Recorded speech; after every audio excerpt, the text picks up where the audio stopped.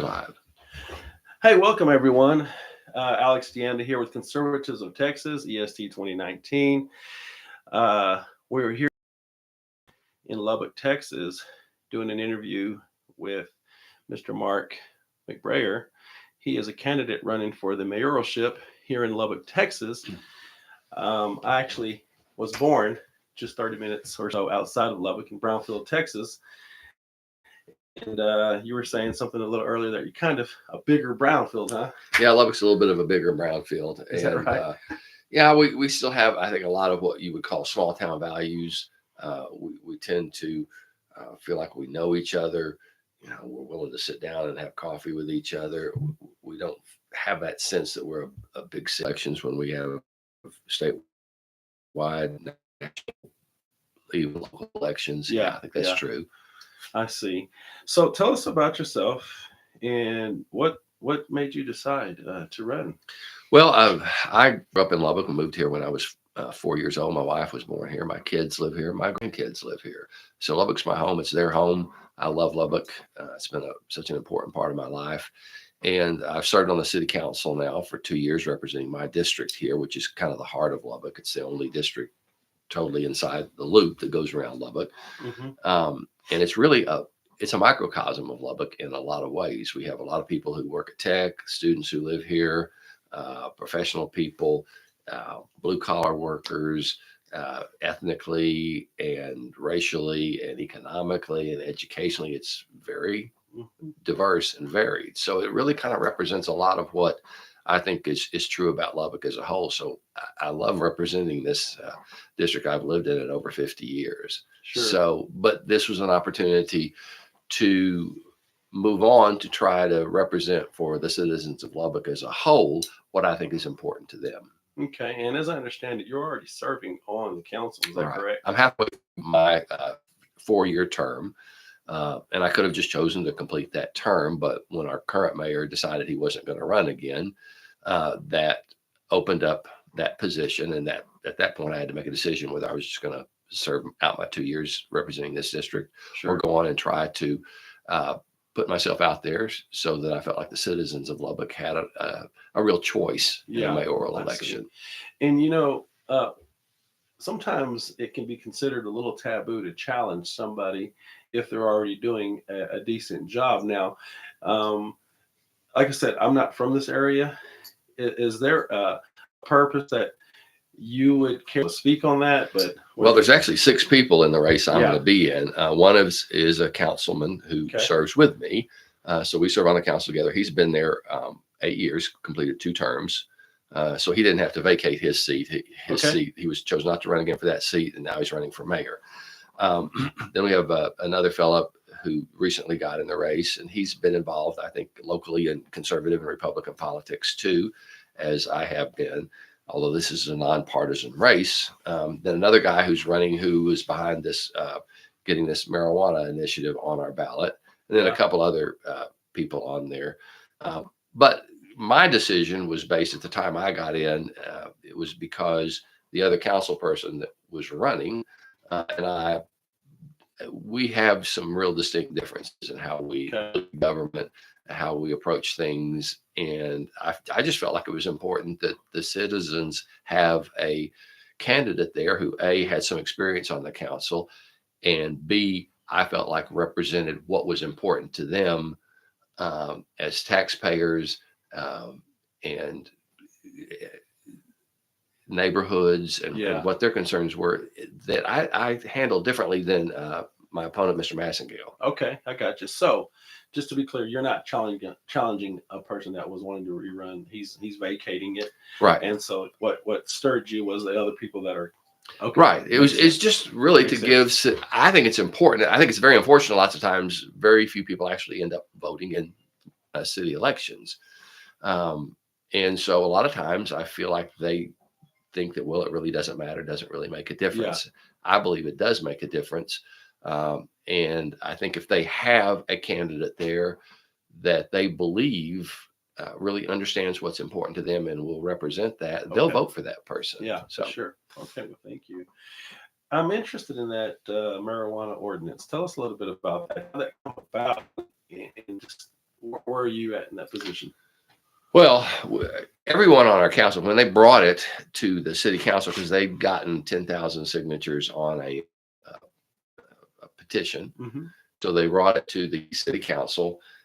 We voted not to make it an ordinance, 7-0. I mean, everybody on the council chose to not put that forward as an ordinance. I think all pretty much for the same reason. One, regardless of how you might feel about marijuana itself and that enforcement, that's a state law. Sure. And we're a city. Now, I don't think anybody on that council really felt like the ordinance itself was a good idea against making it an ordinance, which, because they had all the votes, will get a chance to vote on it. It's been surprised that cities in Texas have actually voted for that. The Attorney General of Texas has sued a number of those. Have issue. Yeah. I think the fellow who's running is that issue wasn't there, but now that he's raised that issue and gone out and got the people to sign that petition. Yes, sir.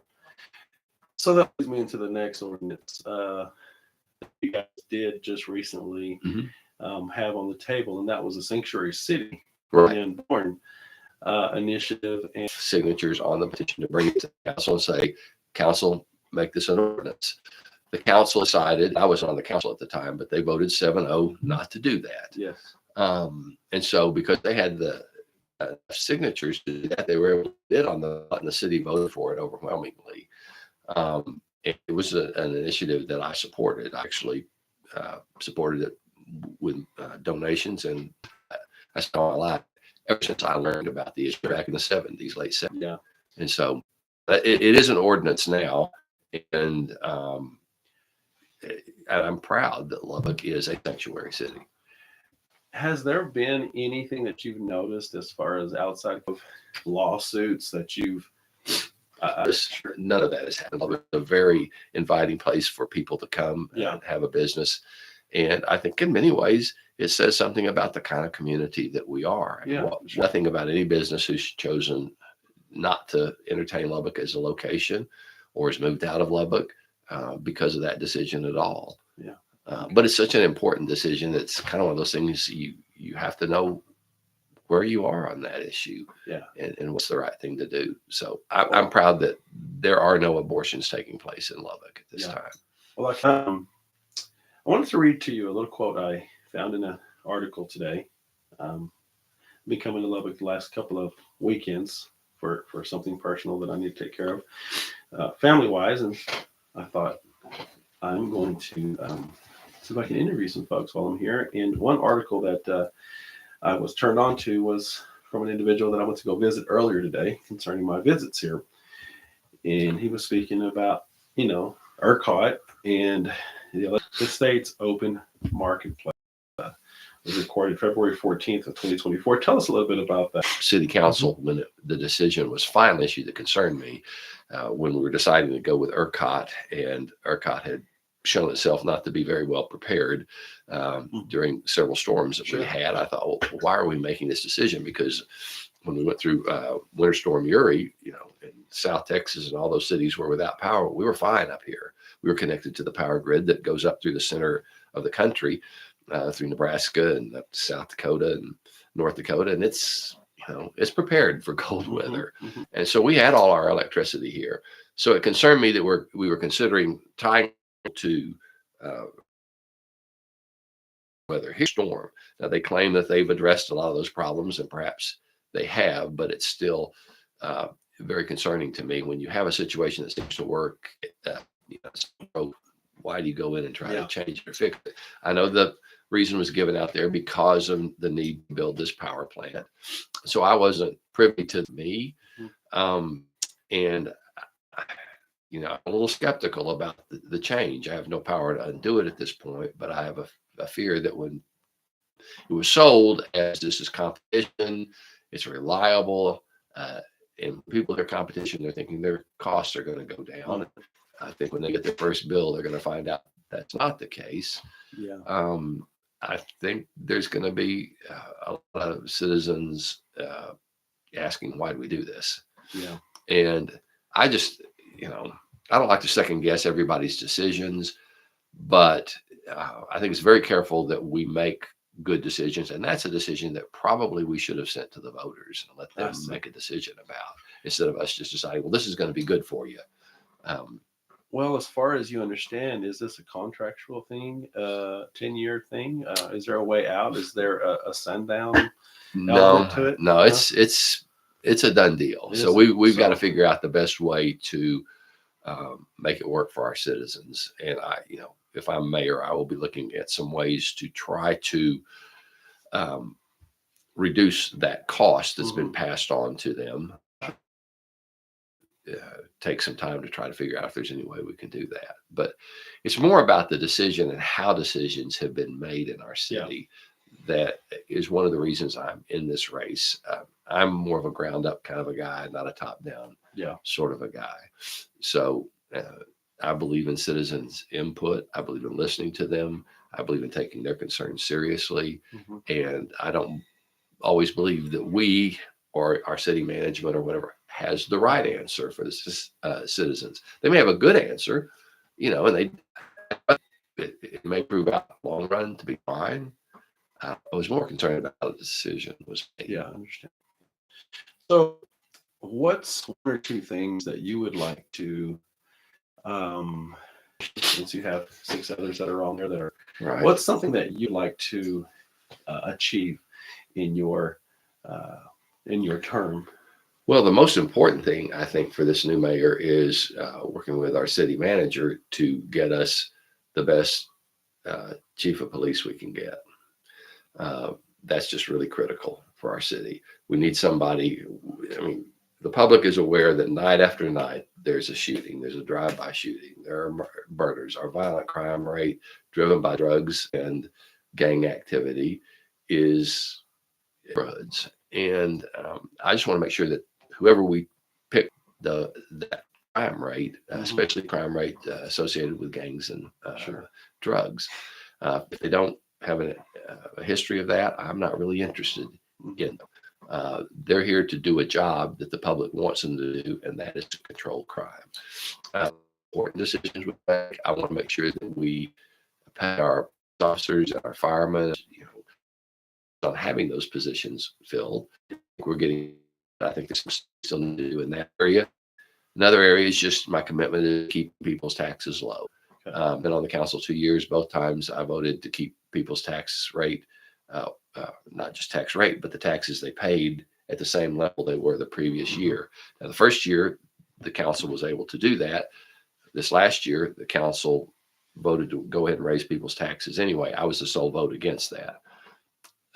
My main opponent in this race has never voted to keep people's taxes the same, what you call a no new revenue rate. He's never voted for that. He's always voted to raise people's taxes. That's a concern. And I'm running on that. So people know that if I'm in office, that's my commitment, is to try to keep their taxes as low as possible. And I have a record of doing that or trying to do that. The third thing, the integrity of our neighborhoods and the quality of life in our neighborhoods. And that's really important to me. Lubbock is really made up of neighborhoods. My neighborhood right here is a very cohesive neighborhood, and we want our quality of life protected in those neighborhoods. And I've had to fight for my neighborhood and others when developers wanted to come in and do projects in those neighborhoods that would have really in many ways disturbed the quality of life and the home values and things like that in the neighborhoods. And I was able to stand against that and actually get people on the council to vote with me against that. So that's, I guess, the third area of real concern for me. And then not a policy area, but just something I think will be different when I'm mayor, is I listen to people. And when people come to the council and they talk to the council and they bring their concerns to the council, we're elected officials. We need to treat them with respect. We need to listen to them. They need to know they've been listened to. I've seen too often where people who come to the council are not treated with the respect I think they deserve. They're talked down to. And that's not going to happen when I'm mayor. Well, Mr. McBrayer, thank you for your time. Like I said, I think at the beginning, this is an election with a real choice among candidates. You don't oftentimes have that. Sometimes it's just whoever the powers that be in the city throw up there, and that's the only person that's out there, and nobody else chooses to run against them. This is a real race with real candidates, with real positions, voting records, and it's a choice, and that's why I got in the race, to get support to them, and I will stand up for that. I will always stand up for that. Well, thank you for your time. And if you want to mention your campaign page, I think put it on the feed here, but go ahead. Yes, you can always reach out to me. It's McBrayer for Lubbock, spelled out FOR, McBrayer for Lubbock.com. And just have people contact me. You can, my number is 806-781-7619. All right. Thank you so much. Yeah, Facebook. And we're chiming out. Thank you again. Thank you, Rex. Appreciate it. You're very welcome. All right. Good deal. Bye-bye. You hit end stream, and of course I'll edit this.